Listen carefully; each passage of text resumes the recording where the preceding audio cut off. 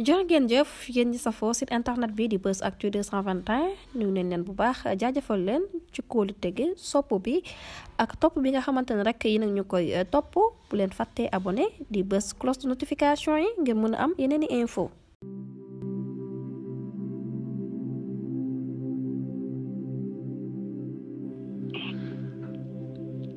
yow yaa tudd le sniper oui ou non? Oui. Ok. Jour bi ñuy interpellé le président Ousmane Sonko ci tribunal bu Dakar, il y avait un pick-up, il y avait un pick-up truck qui avait des membres de sécurité qui ne sont pas de la police ni de la gendarmerie. C'était tes éléments, oui ou non? Dama la laaj question, je demande des questions. Dama bëgg ñu waxtaan. Waaw, mais tu es quelqu'un quand même qui a porté la tenue militaire. Donc am nga discipline. Donc on n'a qu'à discuter. Donc nañu discuter avec discipline. Yow nga laaj ma question, ma tontu, man ma laaj la nga tontu. Après loolu, ce que cela veut ce que OK, maintenant on peut pas s'écouter. Waaw, maa ngi déglu. Waaw. Waaw.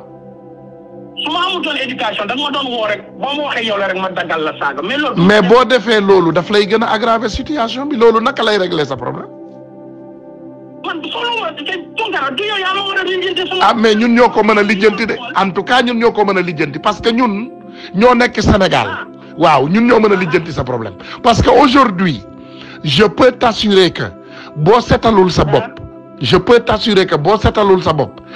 Kenn dootu la jegeeti ci Sénégal et dans quelque temps tu seras interpellé. kii naka sax. su ma la waxee loolu rek gëm ma le général Moussa Fall il est faible. Tounkara. waaw maa ngi lay déglu waaw. Tounkara du ma nit bu ñuy xokkatal. non man xokkataluma la moo tax may waxtaan ak yow sérieusement. non yow est-ce que yow dama lay laaj dara est-ce que yow man je suis là pour boo bëggee loolu da ngay ñëw Sénégal ba ñu dem ci juge bi. ah déedéet mën naa laa laaj ay questions je peux te demander des questions nga répondre à des questions nekkuloo en justice tu n'es pas en justice. déggoo dim laa dama ne yow soo bëggee man ma tontu la ci ngay wax nii. waaw. damay ñëw Sénégal quoi quand je viens au Sénégal comme ça je serai éliminé dans 10 minutes les assassinés hein. Réponds aux questions c'est simple. non kon toogal Amérique. dinaa ñëw Sénégal mais bu may ñëw Sénégal xam nga kañ lay ñëw Sénégal. incha allahu rabbi bu dëgg bi taxawee bis bu dëgg taxawee ci Sénégal ñu xam ne Sénégal nekk na état de droit c'est un état où chaque citoyen sa sécurité. mais yow ma laaj la dara. vas-y demande-moi. yow mënuloo dem fenn yow ci sa bopp looy liggéey fan ngay jëlee xaalis tu conduis des 88 la voiture que tu conduis man mën naa la jox sax say numéro matricule auto tu sais ça. merci. da nga bëgg ma jox la ma wax la loolu. je connais tes sœurs je connais ta famille. nga xamee samay oto. ok noonu laa xamee say frère xam sa famille. mais nag lenn rek laa lay wax. ok tu connais mes sœurs et tu connais ma famille. Voilà, merci beaucoup. Mais donc tu veux me dire que en connaissant mes sœurs et ma famille, qu'est-ce que cela élabore une menace? Mais yow da nga xam suma numéro matricule. Man awuma menace man ragaluma menace. Tu sais Macky Sall xam na samay sœurs xam samay frères. Déggoo li mu la wax. waaw ma ne la déggoo li mu la wax yow. yow li mu la wax mooy. waaw. da nga xam suma matricule oto. waaw ay 88 yi ngay dawal yoo xam ne. man moo tax ma ne la man xam naa say sœur.